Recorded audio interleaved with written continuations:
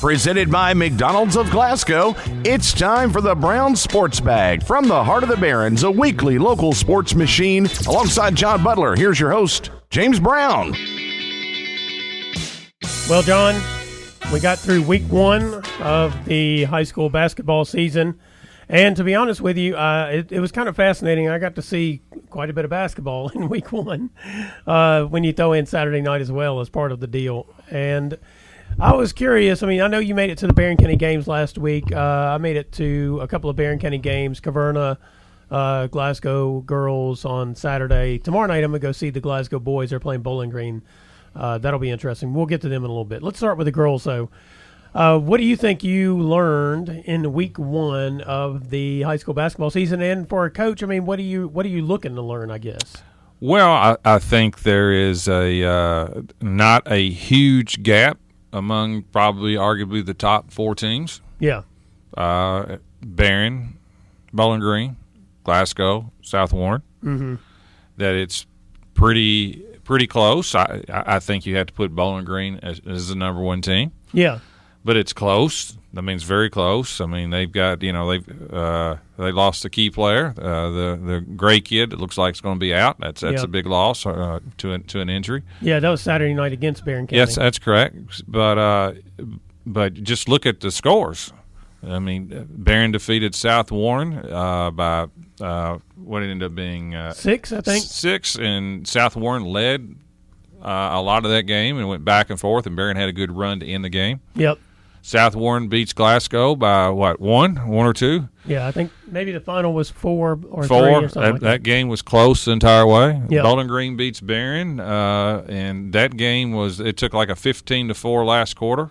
Barron led most of that game until the last quarter, right? Yeah. They kind of went back and forth. Bowling Green ended up winning by 13, but I think Barron missed 7 or 8 free throws the last 7 minutes. I mean, they fatigue maybe, could be, but fatigue. But Bowling Green played the night before too. That is true. Played Owensboro Catholic. Yeah, which is a good program. That's correct. So I just think among those teams, the gap is not big at all. Yeah, and the Glasgow Greenwood game surprised me because that was a 1-point win by Glasgow, and it tells me that Greenwood may be better than I thought, and that's without their supposed best player. Jackson injured her knee again. Out right? again. Yep. So who knows? I think it's fair to say, and it's too early to say it, but I'll say it anyway. Right now, it doesn't look like there's a dominant team in the region right now in girls. There's not one of those like top 5, top 10 teams in the state that everybody has to fear.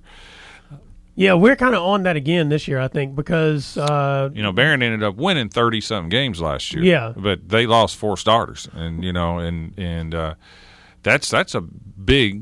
that's a lot. Yeah, and Barron is still, like I said, I think I would put them 2. They're 1, 2, or 3. Mm-hmm. I don't think there's any doubt. They're 1, 2, or 3. Just depends on where do you put Barron second or Glasgow second? Either one. Yeah. Barron lost a lot of players, a lot of good players, and yet they're still there.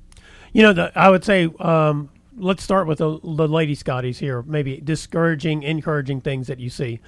Discouraging a little bit is one of the things we talked about with Justin at the start of the year, which was who would step up and be the team leader. I mean, they lost Amanda Lee and KJ Hughes. Amanda kind of an emotional leader, vocal leader. KJ kind of a leader through effort and that kind of thing. And they haven't really replaced that yet. They've started slow in all of their games. I mean, they've been behind in the first quarter in all of their games. And that's what kind of cost them against South Warren. I mean, they made a rally, but they were down so early. And so they just have to learn how to come out of the locker room with some sort of energy that's greater, than letting the game get started and that kind of thing, and then picking it up. Yeah. I haven't, in fairness, I haven't seen them play. Mm-hmm. But you're right. And I think the Monroe County game they got behind. I think they were 11-7. I think at the end of the first. I think part of that was foul trouble. They lost, their 2 starting guards early and set the last. Played very few minutes in the first half, and then they kind of blitzed them the second one. Well, and Gore got 2 fouls in the first quarter and didn't play at all in the second quarter. That's correct. Saturday. So I would write that off to part of that. I know very little bit about the Greenwood game, but they did trail, most of the South Warren game, and I don't know if it's I don't really know. Sometimes there's various factors into slow starts, and I don't know if it's leadership or exactly what. I think 1 week is too early to tell. Yeah. To how that goes, but they're trying to learn how to get started without those two leaders. I mean, this is the first week. I guess that's something you try to learn in the first week or month of the season. That's right? correct. That's correct. So I think they're basically. I think if you asked Justin before the week, would you take 2-1 to start off with? He'd probably take 2-1. Yeah. With Glasgow, with Monroe, Greenwood, and South Warren, and they were all. Two of those were tight games, and they pulled one out, and the other one they didn't. Yeah. Now, if I were to say the positives and negatives for the Trojanettes, it would be Bertram is scoring. She's leading them in scoring, and in a way that's a positive because, she's doing what you expect her to do. I would say she's kind of getting it through volume shooting, though, and maybe one of the things they need to happen is some other people to step up. Well, on the positive side of that is against Bowling Green, Raven Ennis had 20 points. Bertram only had 5. And Macy Lockhart, freshman, had 10. Yeah, so, they got a couple of players who came in also because of foul situations with, I think Bertram had 3 in the first half. Or 2 in the first quarter maybe, and a couple of other players had early fouls. And so some of these other players came in, and they were asked to fill in, and they did a good job. Yeah, if I'm Barron, I'm pleased with who they lost to go 2-1 against, I think, 3 teams at the end of the year, Green, South Warren, and Bowling Green will all win 20 or more. Yeah. I think Green's good. South Warren, I was impressed with them. They're long. Fairly athletic, little shaky, handling the ball at times. Yeah, but they were better than I had envisioned. Especially their length is going to cause a lot of people some trouble. Yeah, but Barron, I thought, did a good job with their pressure. Their diamond press and some of their half court press. That was the difference in the game against that. They forced Greene County and South Warren to over 20 turnovers. Yeah, and that ended up being the difference of the game. And I take that as a positive, and they're just inexperienced, not real big. They struggled against the size of Bowling Green. Bowling Green's an unusually big team. The 6'3" kid really hurt them, and of course Mackenzie England took care of a lot of that last year. Right. So it's something nice to know early in the year because there's some things you can do defensively. How you want to play the post. Do you want to play behind and double it? Do you want to front it? Do you how do you want to play it? Is all something that's adjustable as the year goes on. Yeah, well, and that was one of the things Piper told her players. She said she told her players after the game was, I didn't have a scouting report on her. I'm sorry. She just wasn't a factor in their program. She was effective on both ends. She scored and she blocked shots. Right, but coming into this season, I think Calvin put her in a district game last year, and she had an impact. But she was one of those players coming off the bench. She may be in there for 20 minutes. She may be in there for 2. You just didn't know how it was going to work. I think the words that he was quoted in the paper, in the Bowling Green paper, was he's had a love-hate relationship. Yeah, that's what he said. Yeah, that's what he said. With her, so you can read between the lines on that one. Yeah, some nights it's going to be good, and some nights not so good. Yeah, she had a good night against Barron. She did indeed. Meanwhile, on the boys' side, I would say I think the Trojans maybe were better than people thought coming out of the gate. They looked pretty good in their first 2 games, even though they lost to South Warren. Yeah, they shot. I talked about last week. The big key with them is shooting. Yeah, and they shot it a lot better than they shot it in their 2 scrimmages. Is that right? Yeah. Yeah, and Jacob Shaw has really played well. Yeah, he has. He's the transfer from the Christian Academy, and he brings a lot of intangibles, and Warren talked about it. He's an energy guy, and you can't have enough energy guys. So I've always said there's 2 types of players: energy givers and energy takers. Right. You better stay away from the energy takers. Take all the life out of you. Yeah. He's an energy guy, and they've got some people on Barron's teams that are kind of laid back at times, and he's perfect for them. Yeah. What's surprising to me is he has really shot it well, and that's a great sign, especially for a team that struggles shooting. And I think that even surprised Warren a little bit. It's not that he didn't want him to shoot; it's just that he hadn't shot it. Yeah. As you mentioned in the scrimmages and maybe in practice, he hadn't shot it as well as they had wanted to. A bunch of people shot it well against Green. They did indeed. Yeah, everybody. Yeah, pretty much. They blitzed Green and just blew them out. Yeah, 85-47, I think. And South Warren, that was a heck of a game. Green, Barron led 80% of that game. Yeah. It wasn't until about the 6-minute mark of the fourth quarter, basically, South Warren overtook Barron. part of that, Bandy and Niken was in some foul trouble. Yeah. But I thought Barron overall, there was a lot of good shots made here and there. That both teams went back and forth making shots. It was a physical game. Mm-hmm. And it's a game that I think Barron can build upon. I mean, Coach Cunningham, I think he was disappointed on certain plays that they did not make down the stretch, and certain mental. They made some mental mistakes. So didn't block out on a free throw and didn't run certain plays right, and all those things are very correctable this time of year. Right. All in all, I think Barron has played well and better than I actually expected after the two scrimmages. Yeah, and you mentioned Bandy. I mean, he actually had a great game against South Warren minus the foul trouble. Minus the foul. I mean, he shot the ball well. He had 20 points. And he looked like Bandy maybe sophomore year, what we thought he was going to look like. I think he kind of struggled last year with some changes in his role and whatnot. But he was spot on. I mean, he was hitting shots that were open for him. He did that, and he made some nice little reverse layups inside and things like that. And I thought he played well. I thought he looked like Dirk Nowitzki, like 2004 Dirk Nowitzki with the hair and everything. Well, he does have that style down. Yeah, that's right. Yeah. So, but anyway, he had a great game, and they're off. Jacob Shaw. Yeah, and they're off until Friday. Yep. They got a district game this Friday against Monroe. Yep. Meanwhile, the Glasgow Scotties, they opened with a win against Monroe County. Tucker Kirkpatrick got hurt in that game. He didn't play in the next two games. And I would say that his immediate absence had an immediate impact in a number of ways, just based on the scores. I mean, I think Tucker may not be known as a defensive player, but what he does add is he adds scoring, and that also allows some depth usage differently that maybe you can bring in people to play defense and that kind of thing, because the Scotties gave up 85 points to Greenwood on Friday night, and then I think 83 to Campbellsville in overtime on Saturday night. Lost both of those games. And I'm guessing Coach Willett is going to have to try to rework some things.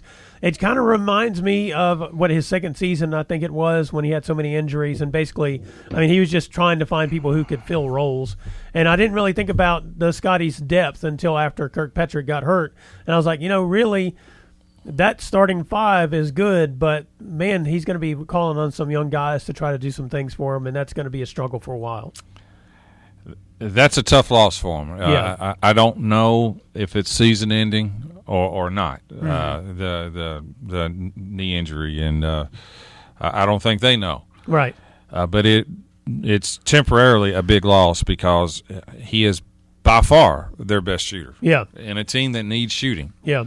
Because they got everything else. They got the point guard. We talked about it. They got the point guard. They got inside play. They're long. They're athletic.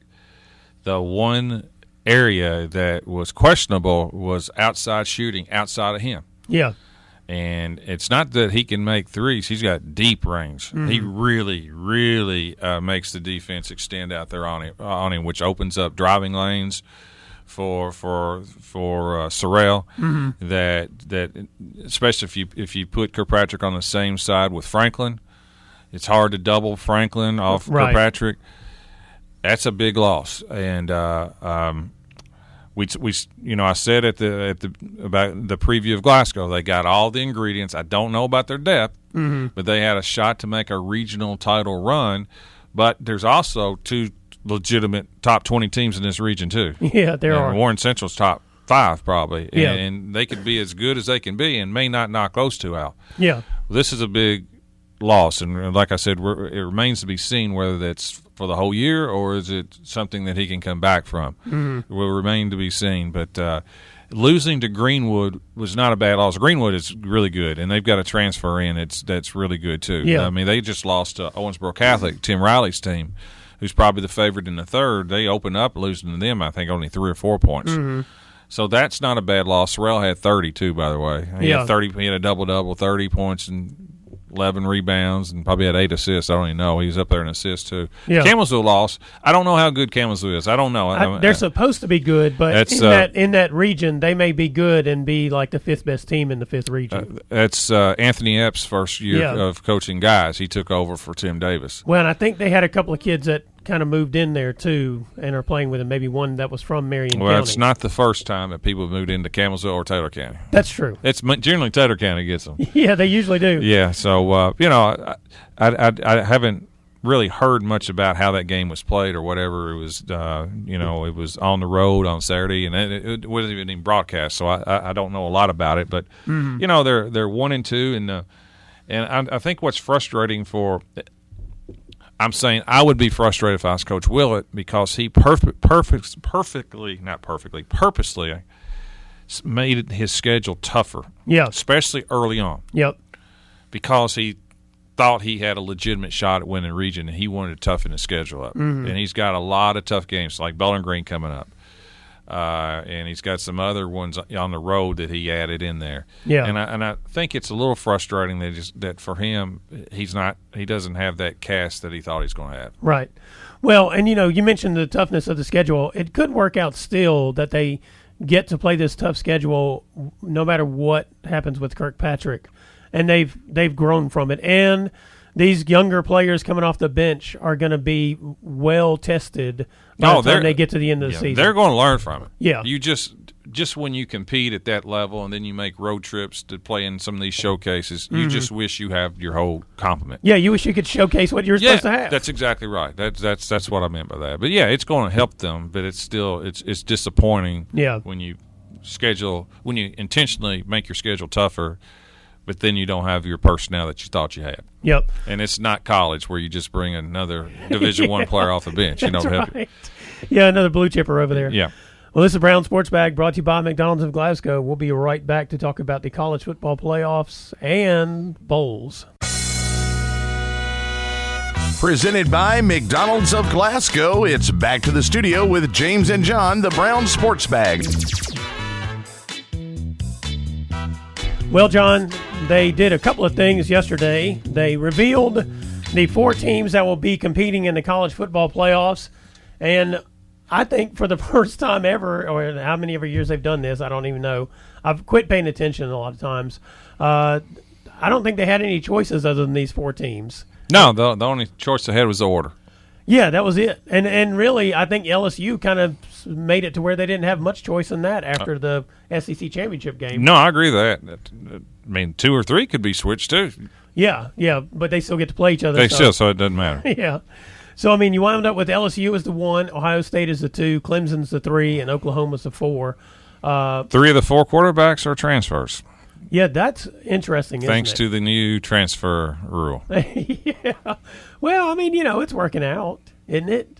I mean, Jared Hurt was not going to play I tell you what, Alabama's missing him right now, but he was not going to play at all this year as long as Tagovailoa was on the field. Mm-hmm. And he goes to Oklahoma with a coach who can make anybody look like – And play instantly. Not sit out. Yep. Just come on in. I know. You don't really like that. I don't really have a problem with it. So, there's that. Only thing I'm saying, without rules, it's AAU. Well, yeah, of course, we could dive into the idea of how the rules are enforced and whatnot, and look at that. I'm a rule guy, James. I am too. Here's my thing about rules, though. Rules function in 2 ways. One is the organization that sets the rules has to be able to enforce them effectively. Yeah. And if it can't, then the rules are going to have a hard time sticking. And the other is the people who are a part of that organization and who have accepted the rules have to be willing to participate. And if those 2 things don't apply, then it's already the wild, wild west in a lot of ways, no matter whether there are rules on paper or not. Yep. And that's kind of college sports, and at least in men's basketball and football. And so everybody's kind of struggling with how do we make rules to where we can allow the flexibility necessary for the players that's at least – they're not held hostage if their coach leaves. Yeah. Mm-hmm. You like that? And then also, but how can we try to get these? How can we have rules that allow people to be willing to participate? Yes. And that's the world in a nutshell, basically. Meanwhile, but as you pointed out, it's 3 transfers. Jared Hurt has gone to Oklahoma. His coach didn't leave. No, his coach did not leave. Okay. He just got beat out. That's right. So, hey, but look, Kyler Murray left, and he was a transfer to Oklahoma from Texas Tech. Is that where he was before? Yes. And then before that was Mayfield, and he was a transfer from Texas Tech. Texas Tech. Yeah. So Oklahoma is just the home of the transfer quarterback. That's right. Why would any freshman go there? They don't. They shouldn't. No, absolutely. And why exactly? I mean, why don't they go to Miami of Ohio, where they also have turned out division NFL quarterbacks and play there, or go to FAU or UCF or South Florida or WKU? Yeah, you can be seen anywhere. There's no question about it. Yeah, it opens the door, I think, for a lot of these schools maybe to grab quarterbacks they weren't going to get before. But I do think LSU is by far, in my opinion, the best team. Yeah. I love watching them play. Yeah. And I don't love watching a lot of colleges play. I like watching them play a lot. You know what? I love? I love the fact that Ed Orgeron is their head coach. Go Tigers. Go Tigers. And also, the reason I love it is because he's Mr. Interim after his Ole Miss stint. And he would go and he would become the interim coach when somebody ended up fired because he'd be on the staff. Well, what I like about Coach O is that he knows he's cocky and confident, but he knows what he's good at it and what he's not. Yeah. He has found a tremendous offensive coordinator, New Orleans Saints guy. Yep. Turns it over to him. He lets the defense go, and he is the recruiter and the motivator, and he knows that, and he stays out of everybody's way, and he's good at it. I guess that's the lesson I think he learned after his stint at Ole Miss. Maybe he tried to do everything at Ole Miss, right. And the truth is, you're right. And what he does is he walks into somebody's living room and says, I can make you, I can get you the player you want to be, and they believe him, and he's rah-rah, but you don't get the idea that he's rah-rah like he's faking it. Like he believes it. He's sincere. He lives it. Best type. That's the best type. Absolutely. I mean, he eats, sleeps, and breathes LSU. Right. I mean, and he probably always has his entire And it's life. compelling. I mean, but I do think they will blow out Oklahoma. I do too. I think they'll put 60 up on them. Yeah. I mean, Oklahoma doesn't really play defense. They struggle with that. I just think LSU is by far better than them. Yeah. Now, Clemson, Ohio State could be a really good game. That'll be interesting, I do believe. Because I don't know. Clemson had been tested. Yeah, this year. You might say the same thing about Ohio State in a way. Played a little bit better schedule. That's true. But I think that should be a really good game. Yeah. One of the interesting things about how this all shakes out is we always dive deep into these, who's the best, not just you and I, but everyone around college football dives deep into the idea of which conference is the best and yada, yada, yada. And my thing about that is there's not enough Power 5 cross-conference playing for us to even really have a great idea. True. I mean, basically, we make the assumption that when you look across NFL rosters, SEC, yeah. Yeah, I mean, a lot of the top talent comes from the Deep South. Right. And so that means that a lot of these programs in the Deep South have that talent. And that's why we make the assumption that if you're an ACC school in the Deep South, a Clemson, or you're in the SEC in Alabama, Georgia, even South Carolina, and Florida. Mississippi, Florida, those schools, they have a recruiting advantage just because they got the kids in the backyard. Yep. And so we assume that the SEC is the best conference, but we don't get enough of a test during the course of the season to really know, I don't think. Although I will say this, the Pac-12 should no longer be a Power 5 conference. There should only be 4 of them. Oh, that's strong. I mean, Utah was going to be your standard bearer, and then Oregon just mollywops them in your conference championship. They did. And so Pac-12 has had two. As my favorite announcer, Bill Walton, would say. Yes. That's the Conference of Champions you're talking about. Not in 50 years. I mean, let's be for real about the Pac-12. I mean, UCLA, they've not had a conference. They've not had a champion in men's basketball in how long? They've made a couple Final Fours with back in the 2000s. Butler made a Final Four. Couple Final Fours, but UCLA was like in three in like a 4 or 5 year period of time. Kevin Love and all those. Yeah, that's true. I mean, they were there, but they didn't win it. They didn't win it. They were there. They didn't win it. They've had two teams that have made the CFP since it's been alive, and both of them got just drilled in the first round, I think. So what are you saying? You're down on the Pac? I'm saying that right now the Pac-12 does not look like it's up to snuff with the rest of the other 4 conferences. That's what I'm saying. That's true.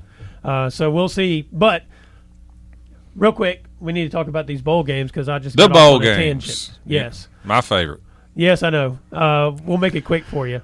So WKU gets to play Western Michigan in Dallas. But I'm happy for the local schools. That's good. Yes. They well-deserved trip. They didn't get what they wanted. I know Coach Helton wanted a before Christmas and in a warm weather. Dallas will be fine. Yeah. I think he wanted before Christmas for basically recruiting. Yeah, because then you get recruiting time when everybody else is tied up practicing for bowls. That's right. And is it a new bowl? Serve Pro First Responders, or has that been around? I have no idea. The Western Michigan is in that MAC. They're always, it's always dogfights with them. And I think Western wanted to play before Christmas too because they're playing so good. Yeah. The more time away, you never know. But good for them, especially after the last couple of years. Great job by Helton. Western Michigan has been in, I think, 8 bowls. They've won 1. Okay. So I would give WKU the edge in this. Kentucky plays Virginia Tech. I think that's a pretty good matchup for Kentucky. I think that makes for an interesting one. That's in Charlotte in the Belk Bowl, I think is what it is. Yeah, a little ACC versus SEC. Yep. And, Virginia Tech, at least they just changed coaches too, by the way. The coach retired. But anyway, it gives them 3 weeks to try to stop a running attack. Can you stop one after Lynn Bowden? I mean, that's the key. But the way Kentucky's playing, they're just mashing everybody. Well, and Lynn Bowden has announced that he will go into the NFL draft, but he will play in the bowl game. Well, good for him. That's one of the problems these bowls have been having. Yeah. We'll see how many Alabama kids play since they're not playing in the playoffs. Yeah, it's a meaningless bowl for Alabama. That's correct. And a lot of these teams have this to overcome, to be honest with you, because the game is meaningless, and your future in draft. Sometimes you can elevate yourself if you played well in front of a lot of scouts, and other times you run that risk of injury. Yeah, and it's really kind of hurt some of these bowls, I think. Yeah, we talked about this last year. I mean, if you were a top-tier player, you're probably going to cost yourself money if you play in the bowl game and you don't do well or you get injured. If you get injured. If you're a mid-level player and you're trying to get recognized, that opens the door for you to maybe make some money if you're looking at the NFL That's next. correct.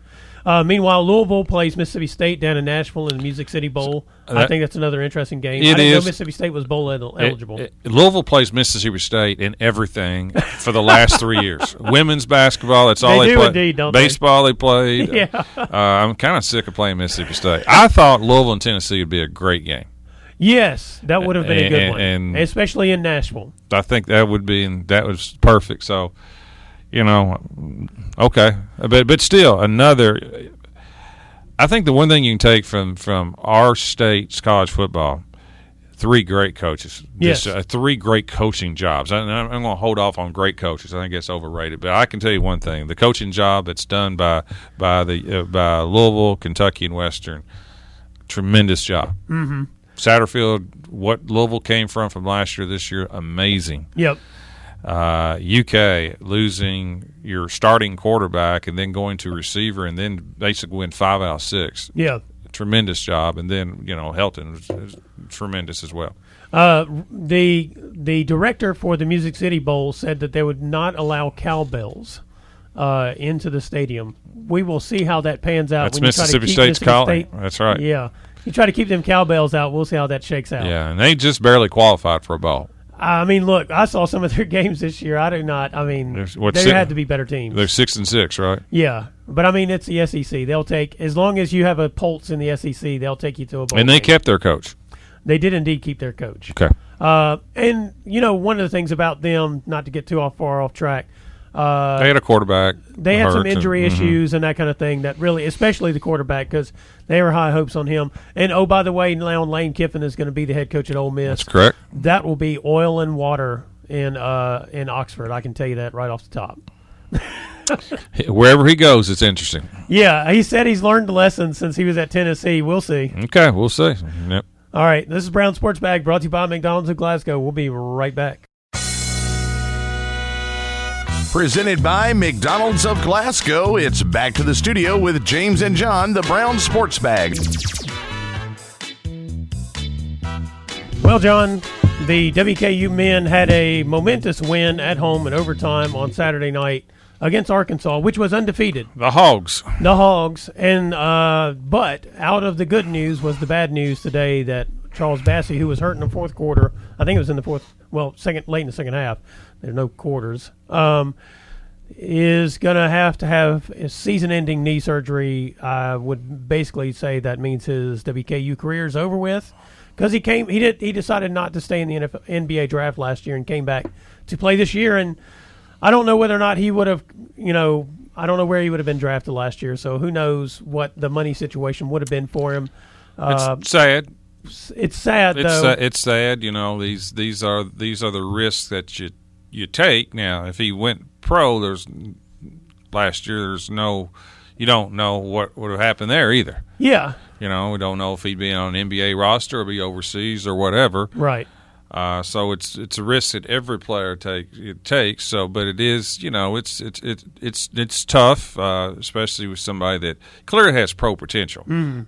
Whether it's an NBA or overseas, we don't know. But the way modern medicine is, these players, especially when you're 19 and 20, so, he's going to have surgery, I think, down in Dallas, Texas, is what I read, by, some, I think it's Houston, maybe it's Houston Texans. The people they work with the Rockets and the Texans, the same orthopedic people. That's right. For both, so he'll get, he'll be fine. It's just it's a bump on the road, but it really hurts Western. Yeah. If it hurts, the injury, the Bassey will be okay down the road. Hate it for him, but this also hurts the Toppers. Yeah, because they really don't have any other big men. I think the other person is Matt Horton there. You got Matt Horton, who's 6'10", but he's only been playing 5 or 6 minutes a game. Yeah. He'll have to play obviously more. Isaiah Cozart from Madison Central is a true freshman. Now, he's undersized. He's 6'7", but he's long. His arms, he's got like a 7-foot wingspan, and he he was a center in high school. I think he'll get more minutes. Mm-hmm. Other than that, they just have to go.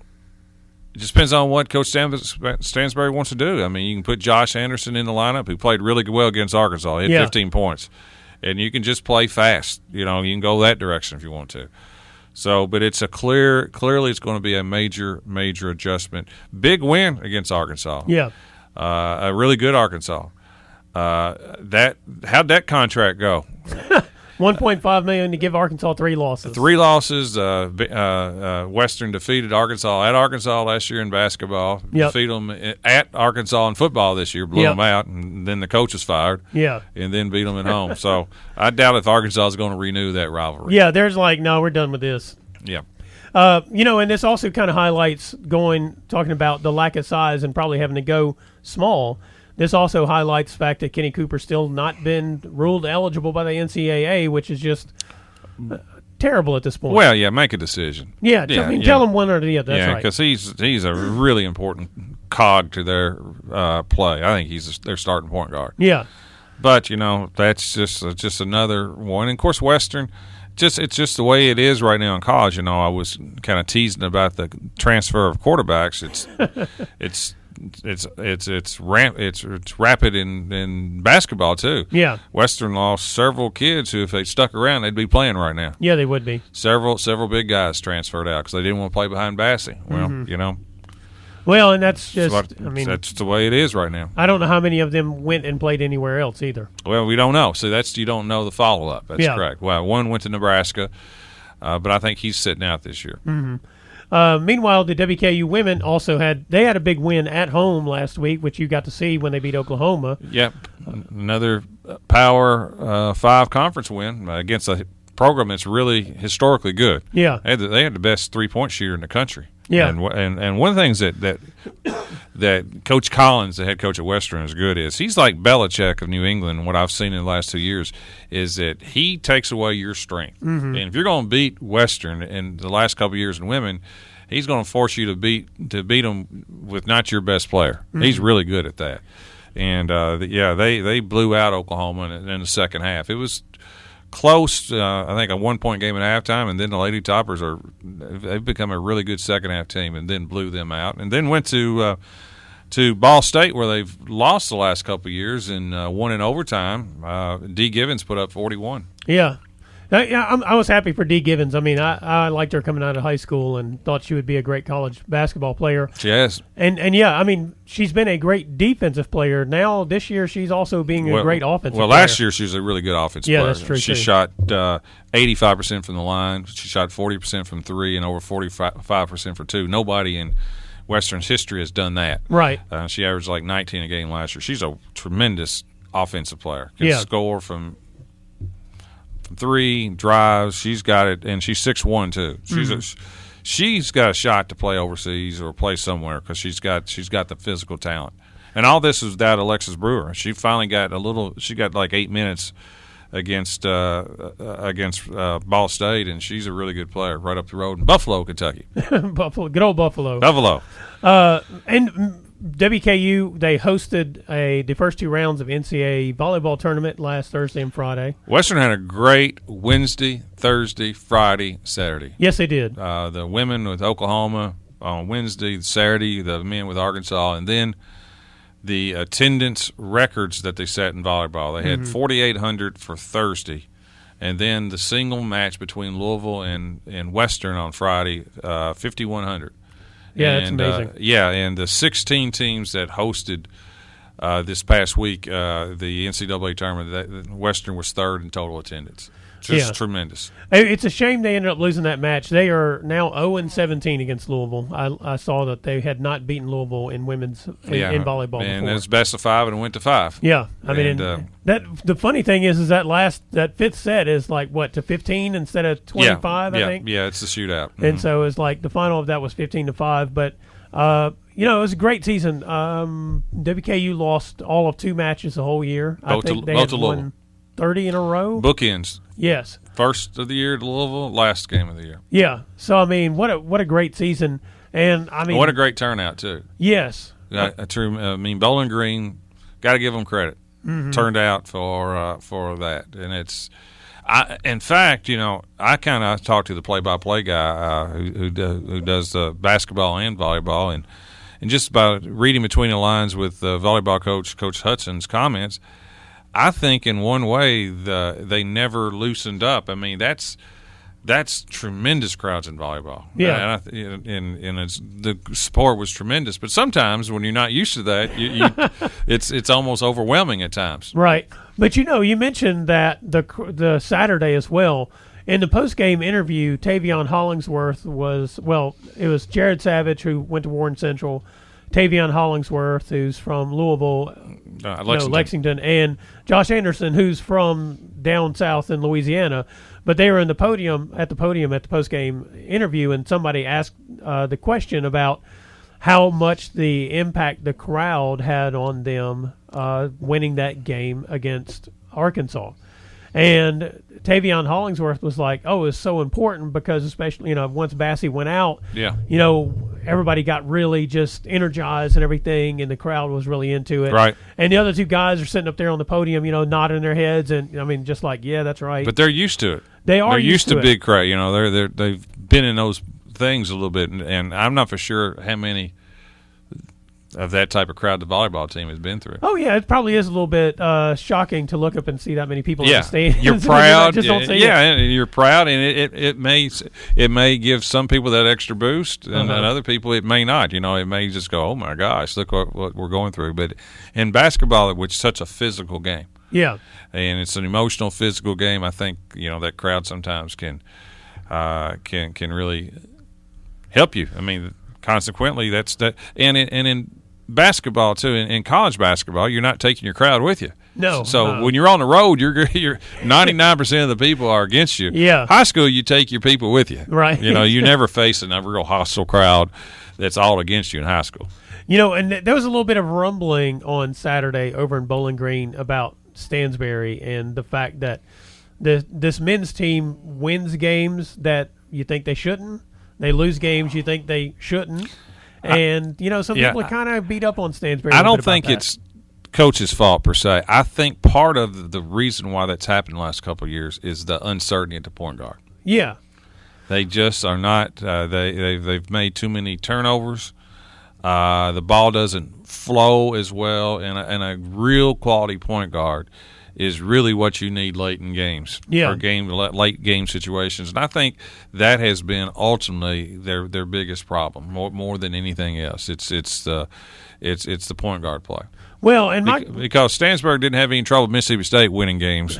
no, he did all right. Yeah. But my response was twofold. I mean, he is bringing in talent, the likes of which WKU has rarely seen. Right. And as long as the crowds keep showing up, he can stay there probably for as long as he wants, because they're not doing poorly. No. It's just that we've raised our expectations for what they should be doing, I think. I agree 100%. So, I think he gets to stick around for as long as he wants to. Yeah, he's doing quite well. Just needs that point guard situation. And, the first couple of years, there was such an influx of the roster, too. Oh, yeah. I mean, people coming, leaving, and so forth. And, maybe with people ought to really like him because, the one argument I heard for years, too, is I hear it with Kentucky. Well, where's the Kentucky kids? Oh, yeah. Well, daggone, he's got them. Watch WKU. Got 3 Mr. Basketballs. Yeah. Well, you go back to that first year. I mean, he basically had to purge the roster and start over. Yes. In that first year. Well, he came in so late, too. He came in so late. Yeah. Well, this is Brown Sports Bag brought to you by McDonald's of Glasgow. We'll be right back. Presented by McDonald's of Glasgow, it's back to the studio with James and John, the Brown Sports Bag. Well, John, over Friday, Saturday, and one game on Sunday, they wrapped up the high school football season in the state of Kentucky. For the most part, it went as expected, except for 2 games. When I say went as expected, I just mean possibility of who won, being pretty much as expected. But there were 2 games I would say that did not go as expected. Somerset and Mayfield. I did not know this, but Somerset won their first ever state championship. Yeah, and they've always had a big time program. Yeah, they're kind of like Glasgow in a way. They've always had somebody that they've had to get through that they've struggled with getting through. Well, I think that's an upset. Mayfield's really good, and if you saw the replay, it's all on Twitter. Yeah. That Somerset scored on the last play of the game on a untimed down, about a 20-something yard touchdown pass, in which Mayfield looked lost. They just basically forgot to guard one particular player. Yeah. Well, and the play before that, the reason there was an untimed down there was a pass into the end zone, and there was a pass interference call in the end zone. Of course, a lot of people don't know how pass interference works in high school. Here's how it works. You don't get the ball at the 1 yard line in the NFL or whatever. No. You get 15 yards, and then you get, in the case of the game can't end on a defensive penalty. That's right. That is like the NFL. I'm surprised they even have that in high school. Yeah, me too, honestly. And look, I saw the video on the pass interference call. Let me tell you, I went to 14 high school football games this year, I believe. Yeah. I saw games where there was greater contact with no call and lesser contact where there was a call this year. So when it comes to pass interference calls in high school, I never really know, to be honest with you. Yep. I never can know how it's going to work out. So a lot of people were like, that's not pass interference, but I mean, whatever. That's the way that goes. You still got to play the next play and guard the guy who's running free. That's exactly right. And Mayfield's won plenty of state titles. So good for Somerset. I was not heartbroken for Mayfield. By far the best mascot name, maybe in the country.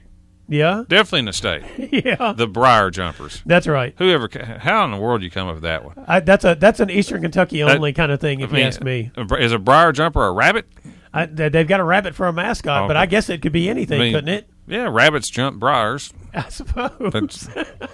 But that is a great name. They should call it. They could be the Snipes. I don't know. I mean, that is a great name. I mean, it is indeed. Yes. But that's an upset. But I think the biggest one, I was surprised to hear that. Now Johnson Central's got a great program. Oh yeah. I mean, they win state titles consistently. I mean, it's not their first rodeo. 5th consecutive year they've been in the state. But they dropped from 5A to 4A. They've been in 5A several times. No. They've been in 4A. They have? I thought they played Bowling Green back several years ago. They did, but not during this 5-year-in-a-row run. They played Franklin some. Okay. Yeah. Well, they knocked off Boyle County, and I thought Boyle County was arguably a top 3 team in all classes. Yeah. And it's 21-20. It's not like they blew them out, but that surprised me a little bit. Here's one thing. Last year, their quarterback, we can call him a quarterback. He's really a running back, Riley Priest. He was injured when they played Franklin Simpson last year. He was out for that game. Yeah, that makes a difference. He is dynamic. I mean, you can look it up on that huddle. and watch him play. I mean, he is just an explosive player. And I don't know how big he is. He may be 6 feet tall. He may not be that tall. He does not look very big, but he is fast and shifty. And, sometimes you see a player and you're just like, that dude's just a football player, and that's that guy. We'll give Eastern Kentucky credit. Yeah. Because our end of the state has been collecting a lot of titles. South Warren, Franklin, Bowling Green, Mayfields. This year goes to Eastern Kentucky. Yeah, it does. With Johnson Central, which is Paintsville. That's the county, Johnson County, Paintsville. Yeah. Paintsville was up there. They lost in the finals. Pikeville's Eastern Kentucky. Bell County, Belfry. All those are Eastern. Somerset is right on that edge of getting close to Eastern Kentucky. Yeah. No school made the state finals that was west of E-Town this year. Yeah, it was kind of amazing. And I don't know if that was a product of how the RPI set up that this or just graduation. Or just graduation. Yeah, because truthfully, if you look in this part of the state, we had Franklin Simpson was young, South Warren was young, Bowling Green was the most experienced team, but they were young in spots like quarterback and whatnot. They were critical. Right. And a lot of graduation in this part of the state the last couple of years. And Covington Catholic did win in 5A. Yep. They knocked off, in a close one, they knocked off Frederick Douglass. Yep, 14-7 there. Trinity revenged an earlier loss to Male, 28-6. I think Male was the consensus number one team in the state, but that's anytime Trinity wins, it's not an upset. Come on, man. No, I think the only thing that was an upset-wise about that game was the actual final score. That's right. That's exactly right. So, it was most of the games this year were relatively close. Yeah. So I'm sure the KHWSA was happy with that. They had good attendance they set a record for the 4A, which is Bull County and Johnson Central. Mm-hmm. Bull County is right next, that's Danville. That's real close to Lexington. Yeah. And they have a monster following. And Johnson Central, that's from Paintsville to Lexington, is not bad at all. No. Well, and also the thing about that Boyle-Johnson Central game was the superintendent of Boyle County had some sort of comment about the people in Johnson County maybe not being able to count to 100. I don't know what the actual comment was, but it was just kind of one of those off-the-cuff, rah-rah kind of things where you say something that lands on the billboard. I missed that. So it was the superintendent talking smack. Yes, it was the superintendent of Boyle County talking smack. And, of course, Johnson County found out about it. Well, yeah, it wasn't an academic match, was it? No, obviously. It's a football game, right? Yeah, that's okay, right. all right. Well, and so karma, good point. Karma. The funny thing is I think karma wins out most of the time, well, and I think that was part of the beauty of Johnson Central winning this game is they had a little extra fire. Sure. And the funny thing Eastern Kentucky pride too. That's I yeah. mean, you don't say that about anybody. That's crazy. Well, I mean, it is ridiculous, and a lot of people were chastising him about saying negative things about a part of the state and that kind of thing. But the funniest thing to me was I think the lead in the Herald Leader story was Johnson. They didn't know whether or not Johnson Central's players could count to 100, but they only had to count to 21. Oh, so I thought that was a pretty slick. Come back on that, which was I thought that was pretty good. But yeah, in all, we've talked a lot about the football playoffs and all during the course of this year and how this season has gone and that kind of thing. And one of the things is, I think you and I agree, there are just still too many teams in the playoffs. Football just because basketball does something away doesn't mean every other sport has to do it that way. I don't really like that inter-district play. I didn't really. Because we just delayed some of the teams getting beat up that would have been out of the playoffs sooner. Right. That's all we did. And the RPI, I think, is fine. I didn't like the addition of that if you play a higher classification school, you get a bonus for that. That's silly. Yes. That's got to go. So when they come back around next year, then we'll have the same playoff setup. I hope they scrap that play upper class but thing. we probably won't know to the last second. Yeah, I mean, because they added that during the course of this season. That's exactly right. But I think we go back to the thing. They got at least one class too many. You would like to see more than that cut. Yeah, I'm in favor of 3. Yeah, and then they just got too many teams in the playoffs. They got to get that number down. Yes, they do. Well, this is Brown Sports Bag brought to you by McDonald's of Glasgow. We'll be back next week. Thanks for listening, and be sure and join James and John once again next Monday at 4 for the Brown Sports Bag, a local weekly sports machine presented by McDonald's of Glasgow. Coming soon to your FM dial, this is Fox Sports Radio, WCDS Glasgow, AM 1230.